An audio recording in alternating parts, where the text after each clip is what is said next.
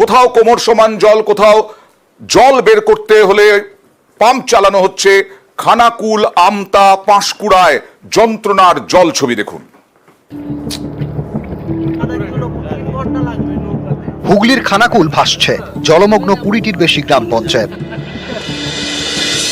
উঁচু জায়গা থেকে জল নামছে, নিচু এলাকা এখনো ডুবে।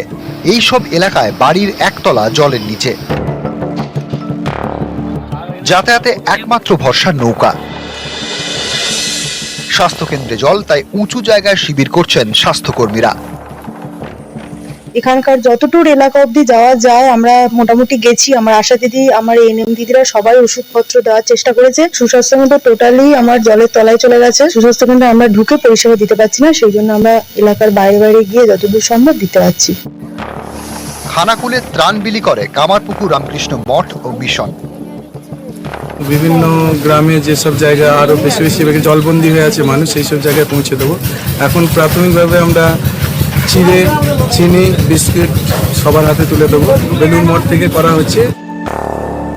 হাওড়ার আমতা ও উদয়নারায়ণপুর, এখানেও উঁচু জায়গা থেকে জল নামছে, ভাসছে নিচু এলাকা। আমতায় জমা জল বের করতে চালানো হয় পাম্প। আমরা বিভিন্ন সুইচ গেটগুলো খোলার সঙ্গে সঙ্গে অনেকগুলি পাম্প লাগাচ্ছি যাতে দ্রুততার সঙ্গে জলটা নামে। জল অনেকটা জমে আছে, মানুষকে এখনো নৌকা চলাচল করতে হচ্ছে, তাই আমরা দুর্গম জায়গায় পৌঁছাতে অনেকটা সময় লাগছে। উদয়নারায়ণপুর, আমতা এবং বাগনান এইসব এলাকা থেকে জল নামছে। হাওড়া জেলা কৃষি দপ্তর জানিয়েছে, হাওড়া গ্রামীণ এলাকায় 11,411 হেক্টর ধান জমি নষ্ট হয়েছে। 928 হেক্টর জমিতে নষ্ট হয়েছে সবজি। পুরো জমিটাতে ধান ছিল। আজপাশে লোকালের সময় অনেক সব জমি একটা কিছু জায়গায় নেই, সব একদম জলে তোলা দিই, পুরোপুরি নষ্ট হয়ে গেল। ধান আর কিছুই হবে না।